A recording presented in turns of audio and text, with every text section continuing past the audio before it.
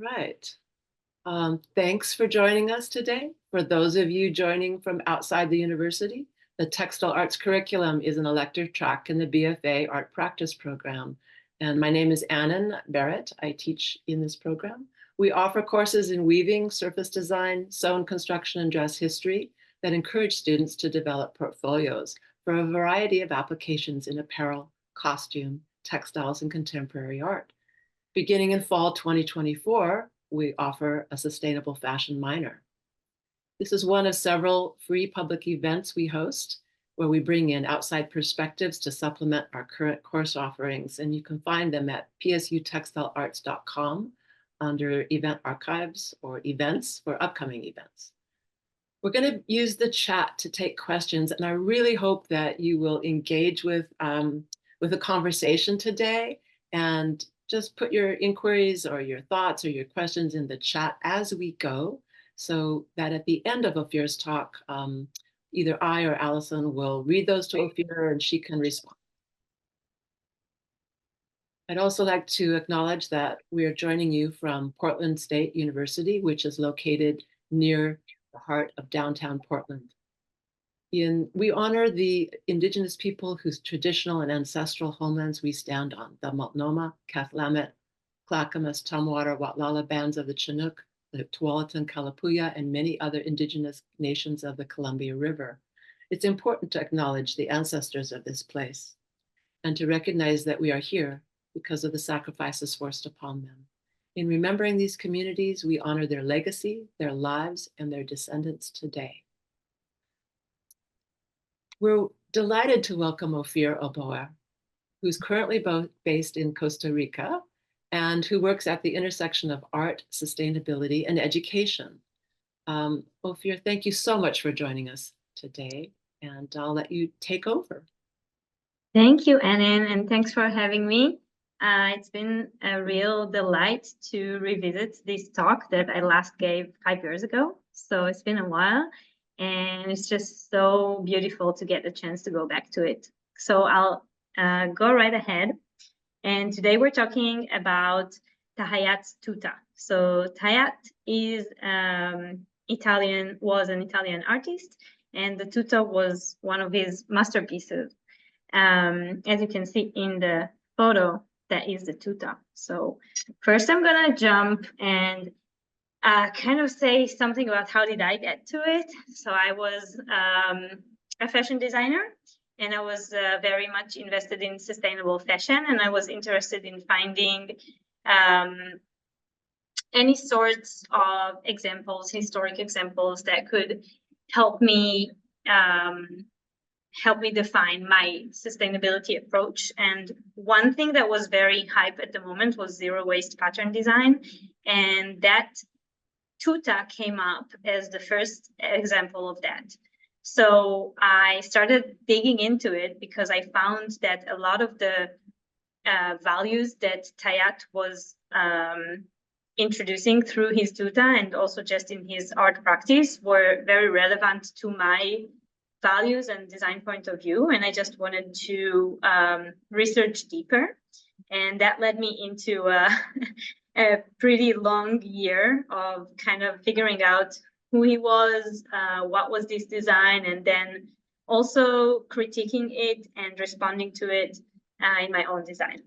So that's the backstory. Quickly going into Tahayat, his actual name was Ernesto Micheles, and he was born in Florence, and he lived there most of his life. He was a traveler, and he visited many places in Europe and was very connected with a lot of artistic people at his time, beginning 20th century. And he was involved in the design community as well. One of his most famous relationships was with the Madeleine Vionnet, the fashion house of Vionnet. So that was a famous one, and he was he's still associated with the futurist movement, but we don't know for certainty that he defined it, or maybe it was something kind of applied on him, but he was interested in futurism. And I think I don't know if you can see her at the bottom. Sorry?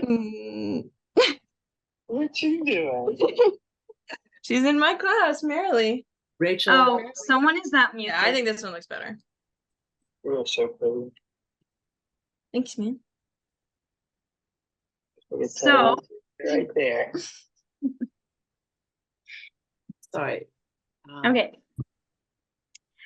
So I think Tahayat is a really good example of what was modern art about, what was modernity about. And I'll explain in what ways I mean. So as a futurist, as an early 20th I wear these jeans pretty much every day. And Sarah started noticing, and now she calls them the Rachel jeans. And I should probably get another pair of them. Excuse me, 'cause I Rachel. wear them so much. Rachel. And like the knee holes. I think she probably are a lot doesn't bigger hear than us. they used to. I see. Maybe Right. you can mute I'm her from on your end. Okay. I got it. Thank you, Alison. Thank you. Okay, so that happens. Luckily, they were talking about fashion, right? Jeans is fashion. Okay, so Tahayat was early 20th century artist, modern artist, and just like so many others, he was interested in kind of like fashion the past and rebuilding everyday life, rebuilding everything about human life for a brighter future, which was a very common way of thinking at the time, and doesn't necessarily mean yeah, I won't go into critiquing that idea, but definitely a very defining idea of modernity. Losing the past, inventing a new future. And he was trying to do that in many of his designs and his work. So the tuta is a fantastic example of that. Why? First of all, it's an artist taking on designing clothing, which is an everyday life object. And in that way, it's already a very modern idea of art that wasn't necessarily a common thought before modernity. And then he's trying to break a lot of the rules, right? So at his time, most of men were still wearing 3-piece suit or even more pieces to every suit. And there was a very heavy kind of fashion at the time, a lot of wool, a lot of bright color. And he was basically trying to make everything brighter, newer, lighter, to fit the modern man, to fit the working man. So he was trying to break boundaries and democratize fashion in a way, break the boundaries between classes. So that what the working man could wear, this example, is as fashionable, as comfortable, and as basically stylish as what a rich man might have worn. And he was basically trying to redesign what we're wearing. So the tuta in Italian, the word tuta means all or whole or every. So it normally is written with double T, and he removed one T because he was referring the shape of the T to the shape of the garment, and he liked that kind of symmetry in many of his designs. So he called the garment the tuta. It was a coverall, as you can see, and it was assumed to be at least the first coverall ever. So there was a boiler suit before. It was used for professional use for pilots. And there was another invention of a coverall 2 years later in Russia that was either connected or not to this work, was very, very similar. But as a coverall, as a fashion outer garment, it was the first one to be introduced, at least in the West. And he thought it to be the most revolutionary garment ever designed. He said it himself. And the reasons why it was so revolutionary are what we're going to be talking about today. So he made a whole world around the tuta. He wrote a song. There was a list of principles for this design that we will go over. And there was he designed a lot of other things around it, the graphic design that was attached to it, even the typography that he was using alongside with it, some other garments that came with it, which I don't want to make a spoiler right now, but that would come up. And he even organized parades of people wearing the tuta. He believed that everybody will be wearing a tuta. And the idea of the whole was one of his design concepts. So you can see that word, whole, all, every, like this holistic approach appearing many times in his rationale. And from my perspective, looking at him, I can see how holistically he thought about this design. It was a very, very thoughtful design.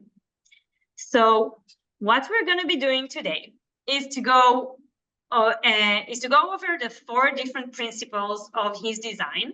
And then on each one of them, I will basically explain what he meant.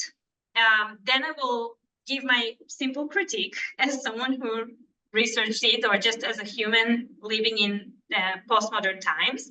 And then I'll also show some contemporary examples that refer to that principle and how it acts in the world today. And that is basically to show that what was the thought during the beginning 20th century, modern times, in relation to how we see the world today in postmodern times. So there's 100 years between us. The design was made in 1919.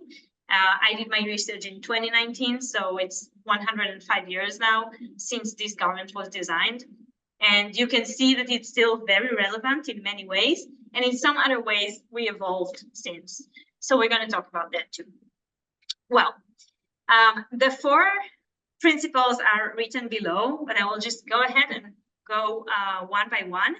Do notice that the first 2 are focusing on the ways of production, while the second 2 are focusing on the practices of wearing.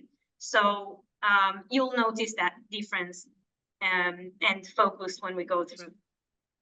So the first principle is tuta la stofa, the whole of the fabric. And that is that the garment is designed to be made out of one piece of fabric that is whole. Potentially, it sounds like zero waste pattern design. And when I found it, I mostly found that piece when I was searching for zero waste design. So this specific garment was designed as a zero waste design, according to Tahayat's explanation.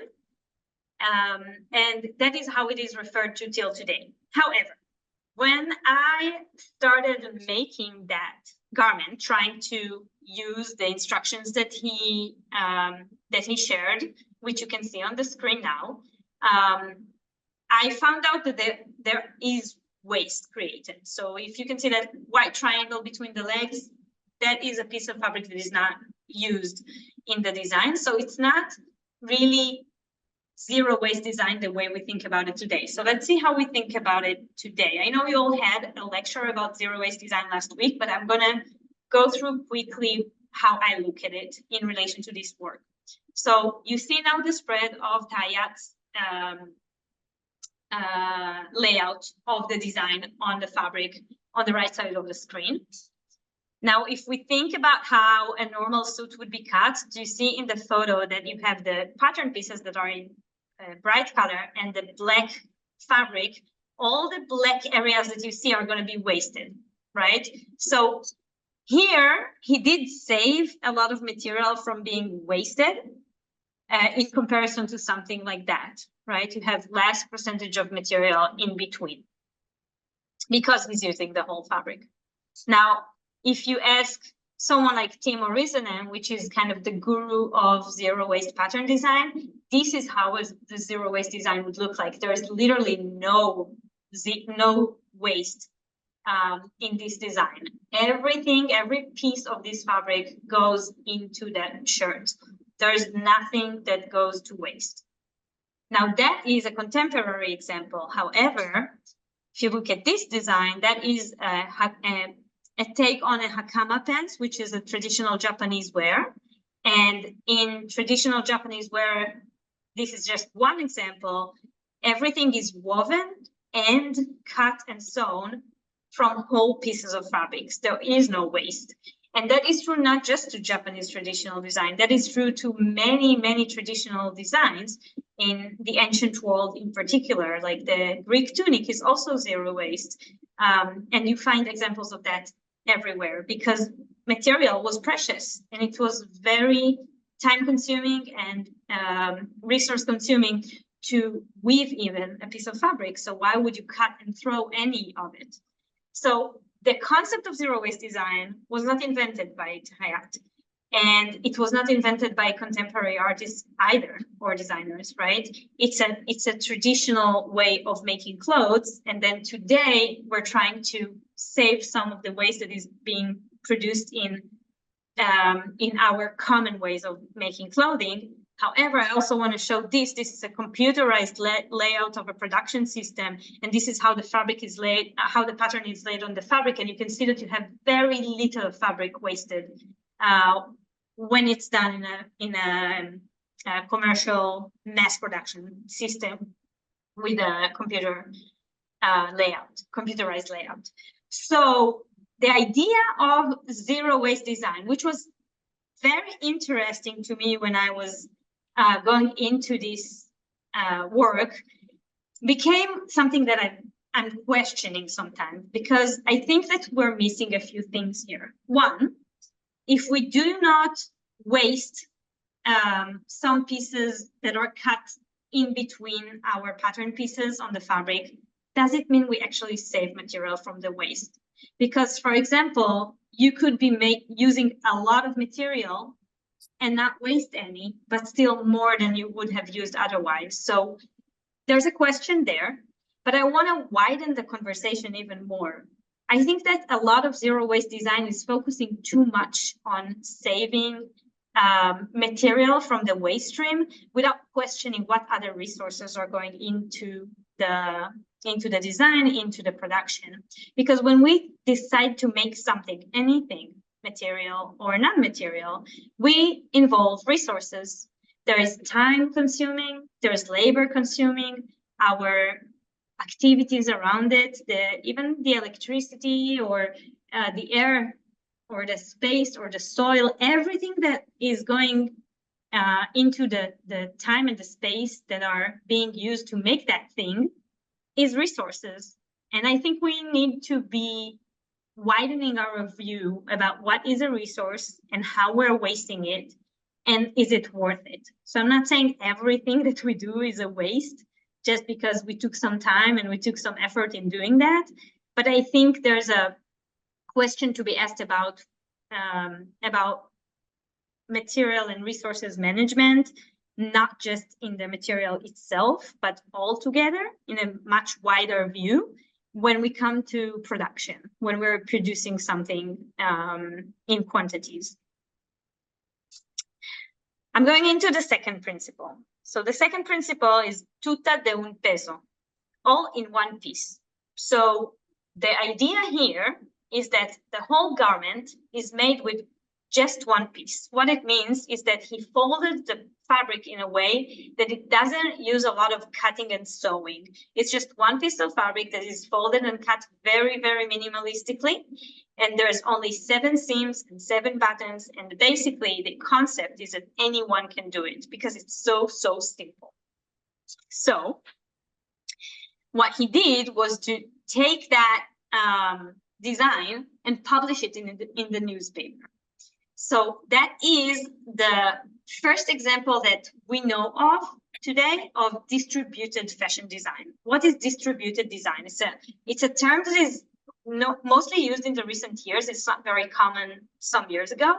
And the idea is that designers, professionals, are designing a piece. It can be fashion, it can be other things like open source 3D printing objects, for example. Designing something professionally, not to be made in manufacturing or by themselves, but to be made by the users. So the idea is that I'm, for example, designing a garment that I'm not going to send to a factory and I'm not going to make by myself in my studio. What I am going to do with the design is to give it to people who want to wear it and want to make it at home. We have a lot of examples for that in DIY fashion and DIY knitting, for example. Knitting is so commonly something that you can just take a plan from someone else and make it yourself, right? So the person who made the plan, the person who designed the object, didn't provide you with the material itself. They just provided you with the instructions on how to make it yourself. This is distributed design. And the tuta was potentially the first distributed fashion design piece. And the way it was distributed is that Tayat published it. You can see the spread. This is the original spread from 1920 in the most common newspaper at the time in Florence, that's called La Nación. And he basically wrote everything about it, how to style it, how to wear it, what fabrics to use, what color recommendation he has, everything that you can imagine. And then there's this little piece in the middle that is supposedly the instructions. So when I heard that he published the patterns, I actually searched for patterns the way we know patterns, full size with seam allowance, you know, all the details on how to make it, different sizing and everything. But when they say he published the pattern, that's what they mean. It was a little mention in the center of a big spread of a newspaper that had potentially all the instructions so that you can make it yourself. So I tried. And what I found is that it was very challenging for me to accomplish. So either the layperson of 1920 in Florence was a very advanced sewist, or maybe they had their own ways and they just figured it out. But as a professional fashion designer with a lot of experience in sewing and in pattern design as well, I found it very challenging. There was a lot of questions to be answered. And to some degree, some of the things really looked like mistakes. Looking back, I don't know if he was trying to make it kind of like simplified, what we would call today a concept design rather than a tech pack per se.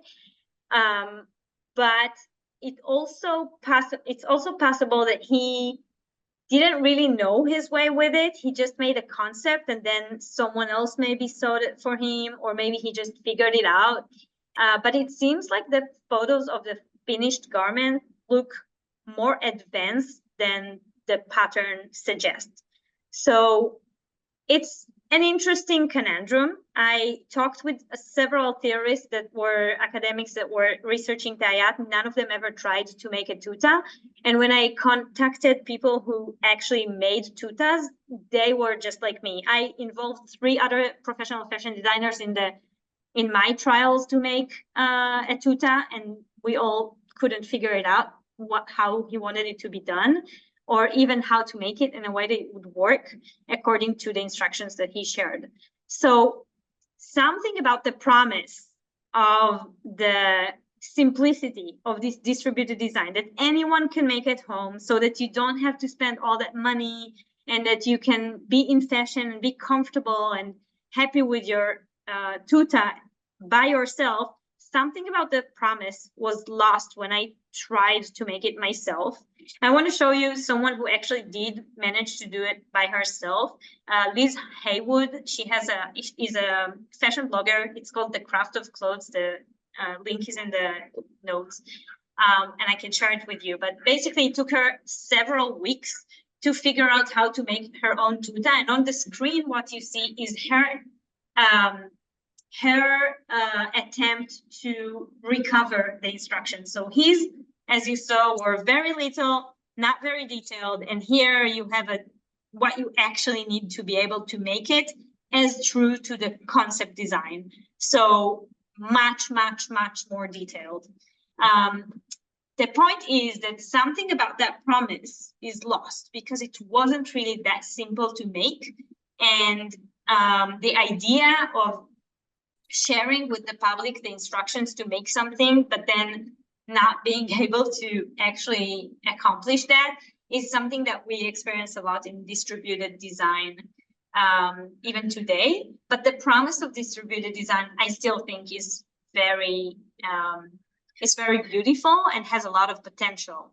So when I did my attempts on it, I actually redesigned the tuta in a way that I thought would be more simple. I also and I created workshops so that people can actually come in and spend time in a professional setting with a professional to be able to accomplish the task of making their own tuta. So maybe a little bit more facilitating than the initial design was published in the newspaper. And then we tried to make tutas in one day, and it took 2. So even with all the simplifying that I've tried to do, we still needed extra time. But most of those people did have tutas at the end of these workshops. And in addition to Tayat's principle of using the whole fabric to save material, that was the first principle. His idea was to save material so that economically we're saving money, because there was a rise of prices in fabric, rise of prices for the fabric at the time. And when I was doing it, adding another layer of sustainability that we can understand today, but he did not understand 100 years ago, was that we were reclaiming bed sheets and curtains. So I requested all the participants to use reclaimed materials rather than raw materials, right? Like new materials. Eventually, I don't want to share here that the concept of distributed design and this research was valuable, not just in the way of kind of putting back the tuta in a place where it was used by people and kind of rebuilding the promise of it, but it was shared in a book about distributed design. So that concept of distributed design that Tayat came up with is still very relevant. And this book and the whole platform, you'll get the links as well, is where you can find some information about what is distributed design, why is it so important.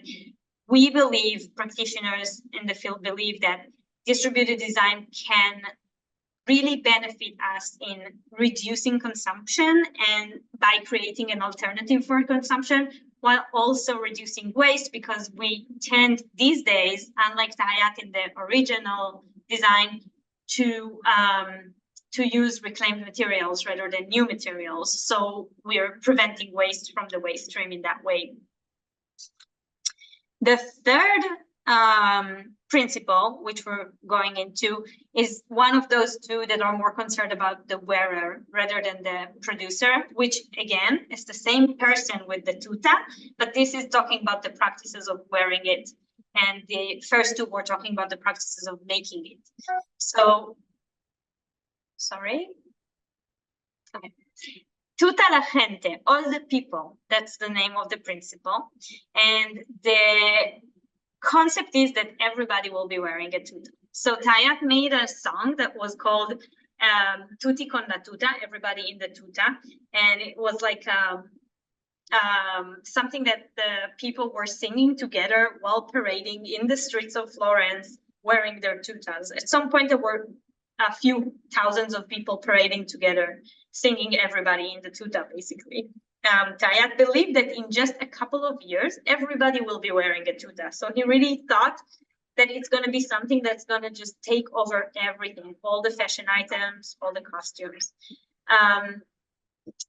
The concept that everybody is going to be wearing this one thing, everybody is going to choose one thing that is best for everyone, is a very modern idea of uniformity. And unity, the idea that there's one good way, and once you learn it and find it and I provide it to you, then everybody's just going to do it because that's the best way possible.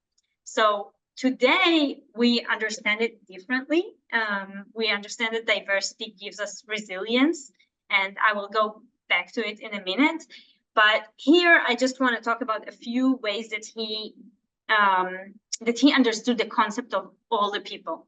So in his design, he wrote, this model will suit all figures of normal size. So basically, there was a normal size, and everybody that wasn't in normal size wouldn't fit in. He didn't grade the pattern to have more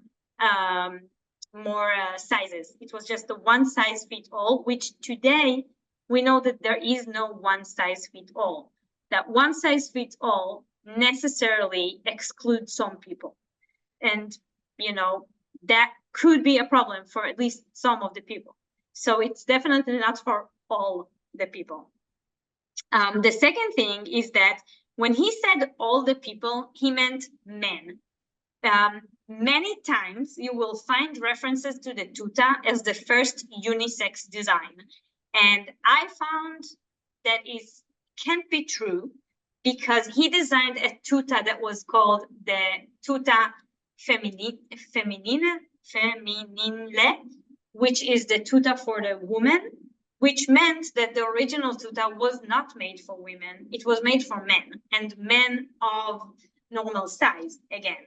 So first of all, there's a gender separation here.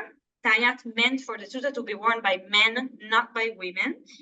When he says all the people, what he mostly means is different classes could wear the same garment. So he made it so it would fit all the activities of a working man, and that anyone else could potentially wear it as well. Women were excluded. So when I was doing my take on it, my research, I was trying to include as many people as I could and trying to be as diverse as possible, and was making the design changeable for different sizes to allow that. And then, of course, there was a freedom of choosing your material, which Tayat was kind of suggesting what color it needs to be and what color it shouldn't be. And of course, it wasn't with patterns and stuff like that. So very monochrome in his eyes and very colorful in my approach, or at least according to what the people asked. And then another take on it was to design a dress that I thought to be more simple and easier to wear, because the design of the coveralls didn't fit well. It can fit a lot of bodies, but a lot of people didn't feel very comfortable wearing it. They didn't think they look very well in it. So it's easy to walk with in terms of comfort. It has a lot of freedom of movement, but people didn't feel very good looking in it, basically. So the dresses were an option that is easier to fit on different bodies. So if we are going into something that should fit everyone, I figured that a dress would be an easier fit, and it was easier to fit on more people. So out of the people who joined either workshop, the dresses were more worn afterwards than the coveralls were, the tutas. Also, by choosing a dress, I was prioritizing non-male perspective in this case. The results can be judged, differently by different people, but that was my attempt here. And then I want to go to the fourth principle now, which is tuta la persona. So tuta la persona means the whole person. And with the whole person, what Tayat was meaning is that you only have one garment. So it's a very minimalist approach. You only need one garment instead of pants and a jacket and a vest and a shirt, even though he was wearing it with a shirt, with a tie, with a belt, and so on. But ideally, the tuta could be worn just as a one piece. You don't need anything else. And then the concept that you can dress it up and dress it down, it fits your everyday work life, and it can also be a stylish outfit for the evening. So you don't need to have many different outfits along the day. So let me go into the fourth principle. So we managed to do that because we're running out of time. It's a lot of information to pack into a very short time. So I'm sorry if some loose ends are apparent here. So tuta la persona, the whole person. The concept is that you have one garment that fits everything. It fits your working day and your like the whole day. You don't have to change during the day. You don't have to change during the week. You only need one garment. You can dress it up, you can dress it down, and it's comfortable to do all sorts of movements and all sorts of activities in it. That's the concept that Tayat was thinking about. And he basically did have some inventions in it that are pretty cool from a design point of view. So he added these gussets in the armpits and in the crotch that today we see sometimes in leggings, for example. And those those gussets were cut on the bias, which gave the very rigid material of cotton or linen a lot of flexibility that wasn't very common in the suit of the day. So it did allow a lot of freedom of movement. And in his photographies, you can see him kind of moving to show that, almost dancing. And I thought that was a really nice gesture to kind of promote the idea. However, he was kind of saying again that you only need this one garment. Everybody's gonna wear it, and it's all gonna be the same. He recommended, specific colors. Everything was very specified, and he imagined a very uniform future, basically, of everybody wearing the same thing, looking the same way. Maybe you add a belt, maybe you have a hat, maybe you have sandals or shoes, but basically it's the same thing for everyone. And you can see that he styled it in many different ways. Why did he thought that's an ideal to have only one garment? Of course, it saves a lot of material and time, but why saving time on dressing up is a thing, For him, the concept was that you're not going to waste your time. It's just going to be super efficient. Efficiency was very important to him and to modernity, actually. And from what I see in the photos, I think, but you actually did like to dress up, because look at you. You were interested in the style. You tried it this way and that way. You took different photos of it. It wasn't enough to just have the one photo that I showed at the beginning, right? You wanted to explore that garment, to enjoy it. And I think we all recognize it in ourselves. We love dressing up. We love enjoying our clothing. And the concept that we're all going to wear this one thing every day forever, and everybody else is going to be wearing the same thing, is kind of boring to us. We don't really want that kind of future, don't we? And it's interesting that a lot of futurists, when they look at the future, they do see some sort of uniformity. And in some cases, we look at it with a very critical point of view, like at dystopia, and in this case, he's looking at it as an utopia. So it's interesting to see that this kind of uniformity, everybody's going to be the same, can look very positive to someone and very negative to someone else. I think that these days, what we've learned after 100 years of modernity, that we don't want uniformity. We understand that diversity is our key to success, to resilience, to health. And the more, just like in nature, the more species we have in our ecosystem, the more they're thriving, the more resilient we are. And that is true to our societies, to our culture, and basically to everything that we do. So when I go back into the closet, is the minimalist closet the right answer for our sustainability? I'm not sure. I think that we do want change in life and in our wardrobe as well. And that concept that we're only going to want these colors forever and we don't need anything excess is not necessarily true for most of us. And diversity is actually important in our wardrobes as well. Think about our moods, about our seasons. There are many reasons why we do need some change and not just be the same all the time. And I also think, and that's to kind of conclude that principle, that the idea of minimalism is many times excluding people and communities that are coming from anything that's not this look that you're watching on the screen right now.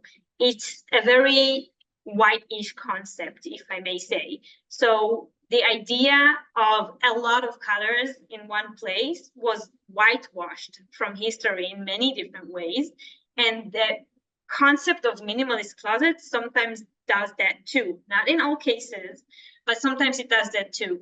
And I believe that there's a place for a lot of color, a lot of pattern, if that's what you like, but we should feel that it's as sustainable if we have the right practices and we want to do it in a way that's intentional and if it's important to us.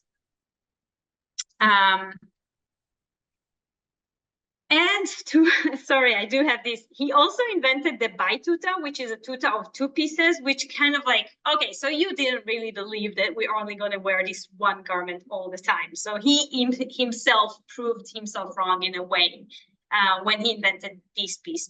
though I do have to say it is much more simplified and conservative in material use than the common three-piece suit of the time. So I'm going to skip on these examples of my work because we don't have a lot of time, and I think time for question would be more useful right now. So I'm happy to open it for question and discussion now. And again, there are a lot of loose ends in this presentation because it's a short time to talk about everything. So I'm happy if you would bring up anything that didn't come up specifically. All right, thank you. So much to think about. There's a question from Nico I'll start out with. Do you think that Tayat publishing the pattern in the newspaper was more of a marketing move or more egalitarian distribution? Yeah, so I think both. I think that he was a fantastic marketer. He did so much work around the tuta that made it into this big thing. And then just for an example, right? A lot of people heard about it. If you open a modern art book, there's a very high likelihood that you will see this piece in there. So it's a famous piece. And I think it is a lot thanks to his marketing because he did such a good job in marketing it. However, when you try to find any records of people wearing tutas at the time, it's almost always his photo. He's wearing his tuta. So I don't know how successful or popular it actually became. The only one mention that we have is that at some point, some thousands of people were wearing it at the same time. So there were some people going with it, which is really cool. But I think that the fact that he published it in the newspaper, he believed in this piece so much. He really thought that everybody's going to be wearing it, and he was working and doing everything to make it happen. And I think his publishing it in the newspaper wasn't necessarily exclusively so against putting it to manufacturing, but just a way to make it more accessible for everyone, which was part of the rationale. So it made sense. However, there are some researchers that do think that he was also planning to manufacture them. So it wasn't necessarily a garment that you have to make yourself. You can make it by yourself. Here are the instructions, please do. But some people think he also wanted to produce them in a factory so that people could also buy them. So basically, he just wanted everybody to have them and to have access to them, which is, again, a very democratic idea that was very appropriate for his time and very revolutionary in many ways for the time.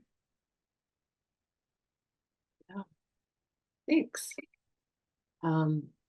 Annie had a question earlier about upcycling, and you touched on this quite a lot already, but just wonder if you had anything more to say about how upcycling can be more appropriate in the zero waste practice today.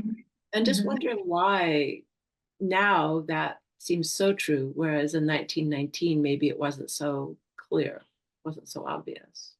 Okay, so first, I think I'm saying the obvious, but during these 100 years, we've managed to create so much waste.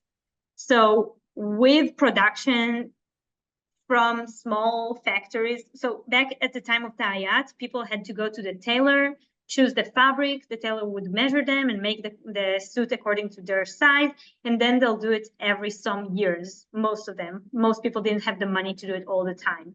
So that was the common practice. We moved into small factories and manufacturing, and then now we have mass production of fast fashion and so on. You all are aware of the conversation, I'm sure, at this point. That is massive amounts of clothing that are absolutely unnecessary. There is one research, that one quote, right, that says that we have on Earth right now enough clothing to clothe every human being that is alive today, plus all the people that would be born during the next 50 years. We have enough clothing for 50 years to come. And I don't think that's an exaggeration. It makes sense. Even in my closet, I have enough clothing to dress a lot of people, right? If we were wearing just one garment, like Tayat was suggesting, then we could dress a lot of people with what we have right now. So there's a lot of waste. There's a lot of garments that are really unnecessary. Again, I think there's a big gap between saying we only need one garment as if that's like putting something on us is the only need that we have. We also have the needs of identity, the needs of weather, all sorts of needs, right? Not just the physical ones, but our moods, our changing fashions. It's another need that we've created, but it's a need today. There's a big gap between having just one garment to having so many like we do today. We can be somewhere in between that is more healthy than either end, right? And then with upcycling, so for the longest time, I was like, I'm a sustainable fashion designer. I'm only doing upcycling. I'm only using what's already there. And I want to do it zero waste. And it only has to be this material and da. Eventually, I got to a point I was like, I don't know what I can do anymore. So I think the limitation is good to have. It helps create creativity. And I also think that we should be continuing to create. If we stop creating because the limitation is too much on us, then we're hurting ourselves in another way. So yes, I think we should aim to be zero waste in many different ways, not necessarily in that one little way of cutting garments out of the whole piece of a fabric. That is one way to be kind of zero waste from one perspective. But there are many different ideas that you can come up with in regards to zero waste and still be making clothing. Upcycling is definitely one way to reduce waste from the waste stream while still being creative and making stuff. And I think that is not just a very, very good solution to the question that you're asking, but it's also a fantastic way to think about the future. And also, I do think it's a necessity in some years because it's going to be harder and harder to put our hands on the material that we want to have.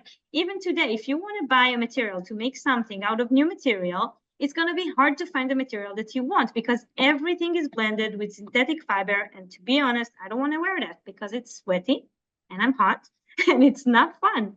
And in some cases, it's great. You know, not all synthetic fibers are horrible. If you want a good raincoat, you might want to have some synthetic fiber in it. But it's already hard to get high quality materials.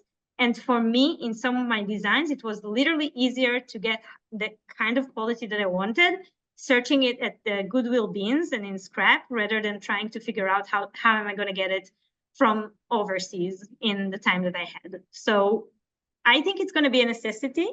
I do believe in that. And I also think it's just a very good solution for right now. And we should get comfortable using materials that are around us and not always looking for something specific that is going to be harder, more expensive, and less sustainable to get. I'd like to invite anybody who wants to unmute and has a question for Ophir. That would be very welcome. And I have a question in the meantime. I was just curious, is your dress design based on Tayat's Tuta Femminile, or is it your own design? My design there is not based on his design. It's quite different. Mine is more square in the pattern design, and he's had some curves in it. But it is very, very similar to the Greek tunic. So it's based on a square on the sides, and the only round area is at the neckline, which initially I wanted to do by squares as well, which is how the tunic was made. But I figured most people didn't like it and didn't feel very comfortable in it. So it was worth for me to lose that percentage of fabric to the waist in that case. Of course, I kept it and did something with it. But the point was that it was a better design for people, which is, by the way, another question with some of the zero waste design practices. There are fantastic artists that are doing wonderful work in creating beautiful, beautiful garments that are zero waste design. And there are so many examples of zero waste patterns that are just so tempted to stay completely zero waste in not throwing away any piece of fabric but then the designs don't work as well for the people wearing them. And sometimes that's not worth it, for my opinion. It's something to think about. I mean, you can go either way, right? But for me, after seeing so much waste, I honestly at some point realized that my 3% or 4% of waste in the cutting is not what's going to make the difference. Keep making sure other people are making, that's going to make the difference, not that 1% that made the cut a little bit more beautiful or a little bit more comfortable for someone. In my case, at least. Other people may choose differently. Thank you. All right. I also want to alert people to, there's a couple of links in the chat that Ophir shared with me, and so I shared with you. One is an interview with Ophir that was done a couple of years ago that is further looking into her own practice, her own art practice. And then the book that you referenced, Ophir, about distributed design. Those are both really great references. And Oh, there. yes, is there a question? Can you hear me? Yes. Hi, Ophir, it's Rhonda. Hi, Rhonda. Hi. Oh my God, congratulations in so many ways. Thank you. Your talk today has been amazing and very informative. And I'm just curious, in your research, did you find any connection with the military flight suit and the tuta? Because I want to say that it originated around that time in the early 1900s. And when you speak to uniformity and what his vision was for, the whole purpose of the La Tuta, then I was just curious. You're nodding, so tell me. Yeah. So yes, the boiler suit used for pilots was invented just a couple of years ago, I think, or a few years ago. Okay. And so Tayat was he was traveling a lot. He was a well-informed man. I do believe he knew what was going on. So I think he didn't miss that there was a boiler suit. I think that the idea of the boiler suit might have influenced him. There are no references to say if that is the true or not. But once you kind of learn a little bit about the character, it makes me think that he probably saw it and he thought, wow, if that was a garment that people could just wear, Right. one piece, and that's it. And I think that might have been something that crossed his mind. Also, interestingly, the last time that I did this talk, someone asked, how do I feel about it being the garment that people are wearing in jail today? And I think that goes back to that concept of uniformity, that in early 20th century, the idea of the future was that we're going to erase the past and find one perfect way of living life, and then everybody's just going to do that. And that concept of uniformity, I mean, that's what led World War II, right? That concept that everything is going to be uniform, it's going to be the same, it's going to be united. And looking back to that era from our point of view, that maybe not everyone in this talk is sharing the same values, but at least to a degree, we all understand that everybody being the same is not just impossible, it's also not healthy for us. We don't want that. We're bored when we have to do the same thing over and over again. It's a boring conversation when everybody in the room thinks exactly the same. We're not growing and we're not healthy when everything is just the same. But that is exactly what you would want to have in an army or in the jail, right? You want boring, you don't want growth, the people running it want it to be as clear, as simple, and as unified. And, so it's a good answer for jails and armies, but not necessarily a good answer for society. Right, exactly. No, good, thank you. Thank you. We have time for another question if there's somebody who have a have a desire.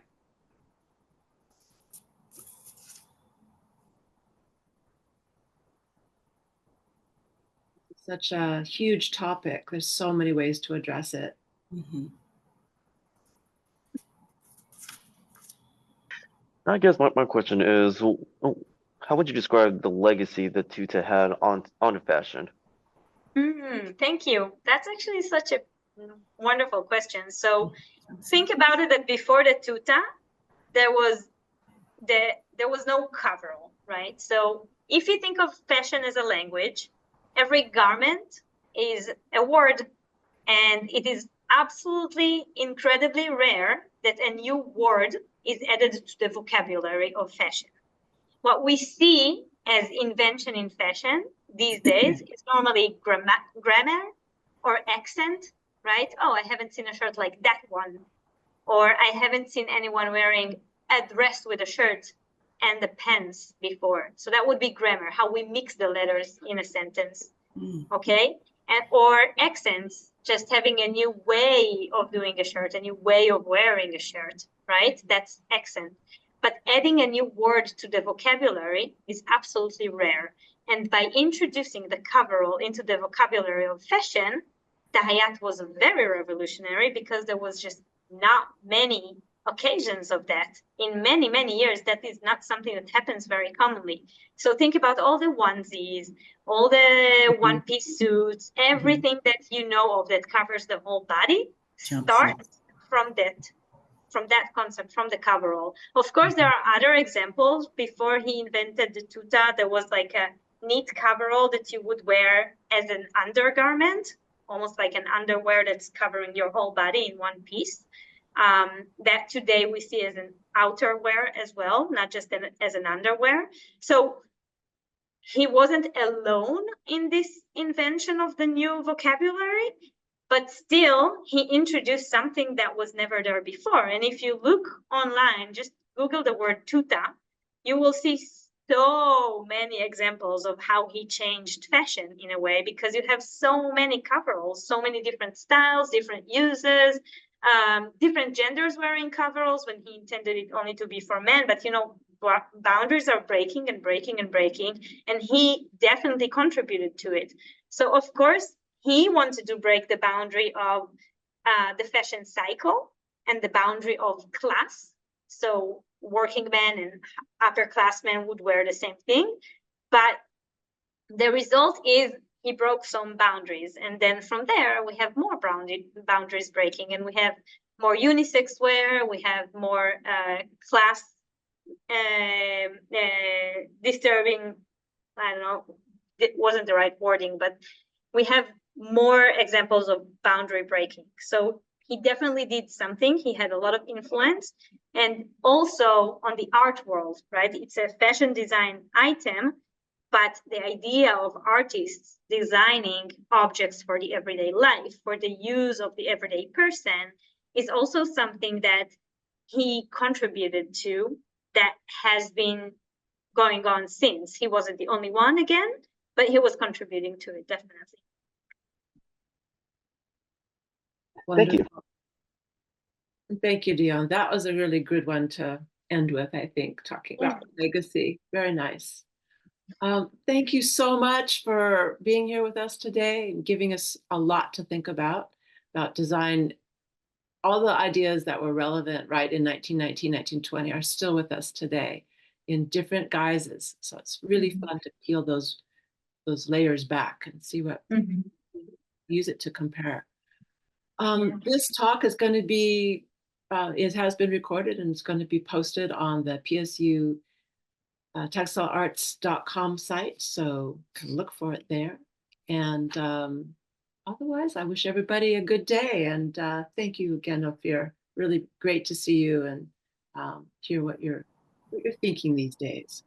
Thank you very much. I had a good time. And if any questions arise, Annin, feel free to let me know about your students, and even share my contact if they're looking for something specific. Very generous. Thank you. Thank you. Thank you, Ophir. Thank you. Thank you. Bye. Thank you. Thank you so much.